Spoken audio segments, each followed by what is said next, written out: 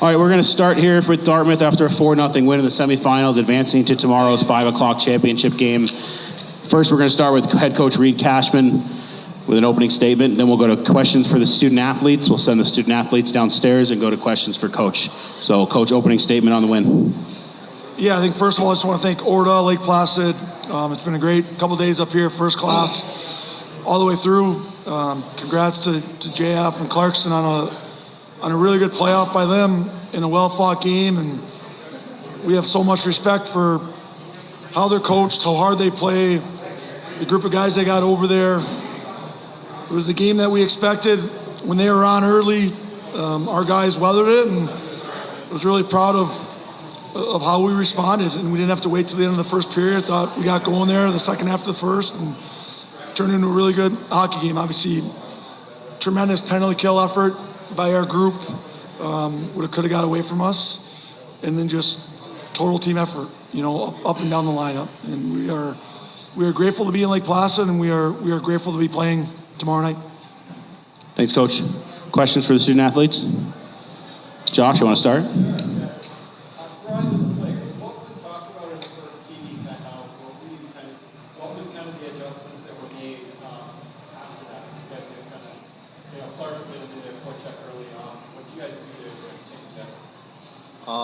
Like Coach said, we knew that they were a really good forecheck team. We were expecting a strong push from that right away, which they did. So after that first TV timeout, it was really just sticking with it, sticking together, our communication together, just staying positive. And we thought that over the course of the game, we were going to be able to capitalize on our chances. So, yeah, and also Emmett stayed strong. So that really helped us right away. Dan? Colin, Nathan, just kind of walk me through your goals and what you saw on the plays and how they led to 2 big goals early in the game. Yeah, on my goal, I think made a stretch pass and kind of a bouncing puck at our own blue, and Siege made a really poised play. Bumped it back to me with pressure, and then it kind of let me get going there. And then I hit Sylvie, who made a nice play, dished it back to me, and just trying to drive through the middle, and kind of just was surprised by how much time I had, so shot it and went in. So happy with that. On my end, I think it's really like a culmination of the first 50 minutes maybe.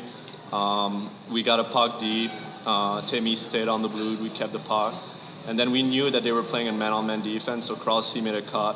He beat his guys, so I was at the net, tried to bring a puck to the net, and I was fortunate enough to find the puck and just, try to elevate that puck before the goalie was ready. And yeah, I was happy to see that it went past him. Anything else, Josh? Yeah, Colin, how special is this team? Obviously, 22 wins this year, a lot of accolades, making an ECAC final. How fun has this year been? How do you guys prepare for that final? I think special is a great word to put it. Like, even from the start of camp in September, you could kind of feel in the room something special building. And then we obviously got off to that hot start. And then, like any season, adversity came, but we kept doing the right things. And now, the feeling in the room and just, how connected and together we feel, it's a powerful thing. So we're not satisfied yet. We got another game tomorrow, and then we just want to make this longest season possible. So just keep playing for each other. Yeah, that was special. How special was I thought he was locked in early. Kind of kept you guys in there early. Yeah. Yeah, big part of our language is breaking the chain, and all year long, no differently. Emmett's came and broken the chain, and he's such a confident guy back there, and he really makes our job easy as defensemen and forwards. We have him back there, and I think he weathered the storm and kind of let us get going. So he was obviously a huge part of it. I'll give you one. Nathan, you can answer this one. Just playing for a championship at any level is a special thing. Playing for a championship in this building, in this league, at a program like Dartmouth, what does that mean to you as you head into it tomorrow? We're trying to play every game like it's our last one. We try to play every game like it's a special one. In the Ivy, we don't get to play a lot of games, and we wait so long to play even our first game that every game has some sort of meaning behind it. So yes, it's really special to play in that building and the opportunity, but like we have a saying that's not play the event, play just a game. And so we're just trying to stick to our game. That's how we got success this year. Then we're going to enjoy the moment afterwards. And if we win, then we're going to enjoy together. Great. Any other questions for the student athletes? Great. You guys are all set. Thank you. Thank you. Thank you. Go ahead, Josh, for Cash.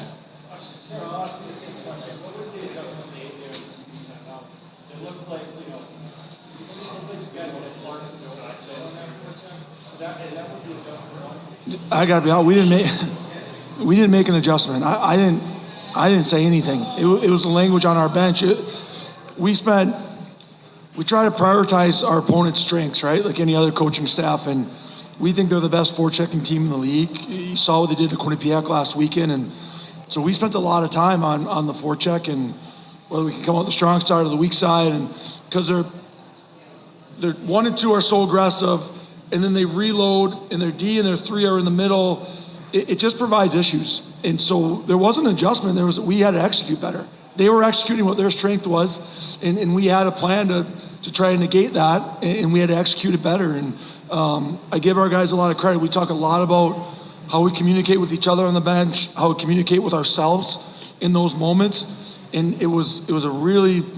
Sometimes I wish the bench was mic'd up a little bit more because the way they were talking, we knew it wasn't a great 10 minutes, but we knew the solution was there wasn't a magic adjustment. It was what we practiced. Let's get to that. We know what we're capable of. Dan, you want to jump in, or Josh, you want to go again? Coach, for a record 22 games, just kind of talk about what it means to go to the championship this year and how special the season is. Yeah, I mean, I think like Grabe said, none of us want it to end. It's going to be awesome when it's all said and done to reflect. And I mean, Dartmouth's been around since 1905, and no team has ever won this many games, and we still got a bunch more left. Our guys have done a great job. We about 2 weeks ago, we stole a saying from our new soccer coach, play our game and not the occasion. On day one, we talked about being present and intentional. So that was the message before the game: present, intentional, and let's make somebody beat our best. So yeah, like special is a great word, but we're in the moment. And like I said, after the year, we're going to really be able to look back, and we got a lot of proud alums. We got proud administration. I know President Bylock, Mike Harity, his senior administration has supported us, and now we get to see 27 student athletes reap the rewards of that support. So it's pretty cool. Just to follow up on that, being here 3 years in a row, and obviously the results of this game going differently the first 2 years, I know you're very much focused on the process and the present, but you had a couple pressers in here where the teams meant a lot in the moment, and I'll remember vividly the things that you said and the emotion there. It's got to mean a little bit more now to sit here and know you're over that hump, although what sits in front of you is obviously the goal. Yeah, I never felt like there's a hump to get over, and I'm still kind of getting emotional thinking about it. It's constant growth, man. That's all we know is constant growth. And win or lose tonight, I was going to feel the same way about our team. But yeah, winning's way more fun than losing, and we want to play for championships. What gets me is you start thinking about our senior class, and they won 5 games their freshman year. And 3 years later, they've won 22, and they've changed the trajectory of our program, and they get to play for a championship game. We're going to be one of 2 teams remaining in this league, and so we're not going to look past that. We're going to do everything we can in the next 22 hours to be ready to go at 5 o'clock tomorrow. Anything else for Coach?